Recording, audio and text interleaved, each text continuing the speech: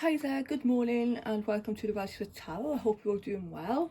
I woke up this morning thinking about, I really want to visit Egypt one day and the pyramids. And, I was actually looking online about how to get there. And so I thought, this is what I'm going to do next year. And I just immediately, felt drawn to my Egyptian oracle cards. And I have never done a reading with these before on YouTube. I think this is the first time. And I thought, why not pull some for this week? And so if these make sense to you, brilliant, let me know. Please consider subscribing. I really appreciate your support. So looking at these cards here, I was thinking about the Metatron reading that I did yesterday as well, and this is kind of tying in with that reading as well. Well, it's a similar message actually. Yesterday I did a reading and it was all about rebirth and evolution, change coming, a new dawn, and all this. So these cards here basically saying pretty much the same thing, okay? So I'm going to give you my interpretation. I will take you from the deck as well because maybe some of you will be interested in, if you have not seen this deck before, you may be interested in the booklet as well and what the author says. I'm always interested in what the author has to say as well. So we got here being of service, development and growth, and chaos. So, we're going through a period here of change, massive change on a personal level. I certainly am. And, to get to the point where we need to get, we have to be, there has to be a period of development and growth and chaos. Now, this isn't easy. I mean, I'm just thinking of a diamond being, or it's crystal being, cut and smooth, it's something like that. We're going through a processing, and this could be, on a mental a mental or emotional or physical level, okay? So we are making many changes because I feel like for a lot of us, and especially for me, and I'm just telling you about myself because, just give you an example, so to speak. So, I'm expecting a divorce very soon. So, I'm going through a massive change in my life, and I'm now finding out who I am and what I want to do next with my life. And we have to go through a period of some tough times to get us to grow as people. We have to go through experiences that perhaps aren't very nice, okay, to get us to the place where we need to be. And there can't be any growth without chaos thrown in. So chaos, like I said, it could be a divorce for some people. It could be, a retirement. It could be, that major life changes, that circumstances that happen to us. And, we then ask ourselves, who are we? And I feel like this week, we're going to find out, or at least we're going to make headway into finding out who we are and what we want out of life.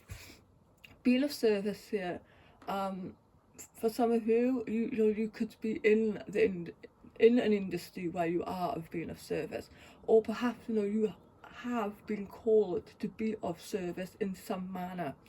Now this could be within healing, this could be teaching, this could be getting online and for some of you are getting courses, some of you could be developing courses, teaching what you already know, putting it out there. So yeah, that's what I'm feeling here. And this is snake, so this is obviously transformation, and I think we are in the year of the wood snake as well, which is interesting. And so I'm going to take the Being of Service card now first, and let's see what the card has to say itself. So this card is, I'm not even going to attempt to pronounce the Egyptian words. I do not want to butcher them because I can barely speak Welsh, okay? So this means being of service. This is an extremely favourable card Being of service is not always easy, as it is far more convenient to think about yourself first and others second. However, when you are of service to another person, organisation or your community, your life is enriched in ways you cannot predict. It is your selfless actions that send good energy rippling across the cosmos, and these actions will outlive you on Earth. All the good fortune connected to this card should encourage you to ask yourself, who can I help today? Is there someone you can think of who could use a helping hand? By extension, the card has connection with receiving assistance. Perhaps there is someone who is willing to give you help if you're willing to take a chance and ask. Purity, truth and peace are the hallmarks of this card, and all three virtues are enshrined in a simple act of service to others.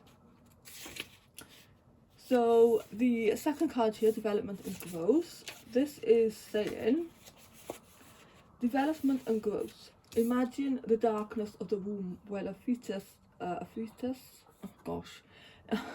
is developing before birth.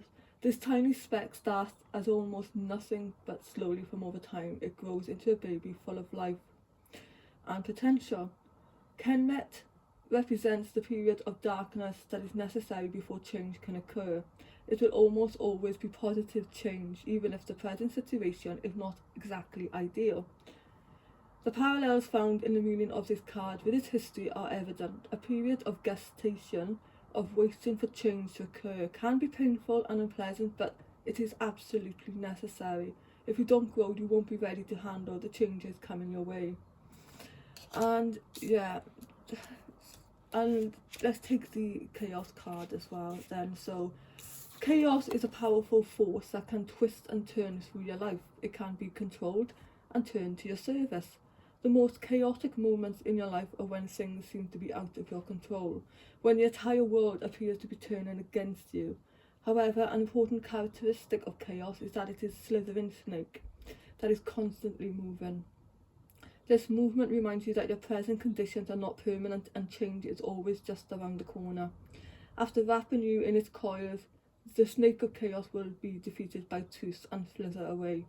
Chaos or unexpected turmoil is never pleasant, but it is a necessary part of life. If everything were perfect all the time, you would not appreciate the beneficial experiences as much as you do. You cannot always control your circumstances. Even very powerful people are subjected to the whims of fate. Throughout the history of Egypt, many pharaohs were overthrown just as Osiris was, but eventually Set was defeated by Horus and Horus restored order. In your own life, chaos cannot reign forever, so it should be viewed as a temporary condition.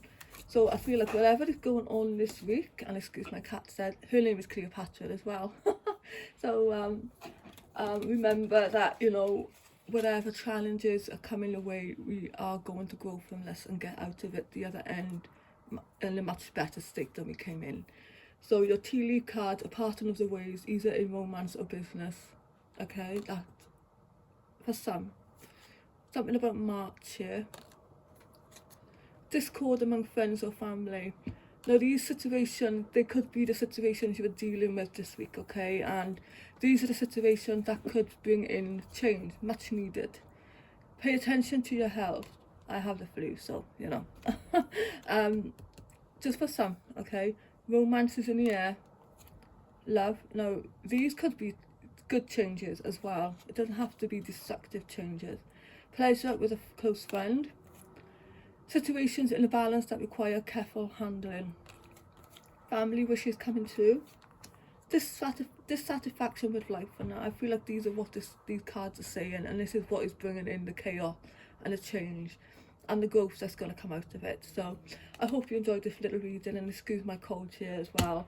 And yeah, thank you so much for listening. And if you enjoyed the Egyptian oracle, please let me know, and I know that I will do more then for you. Okay, so have a nice week, and I'll see you next time.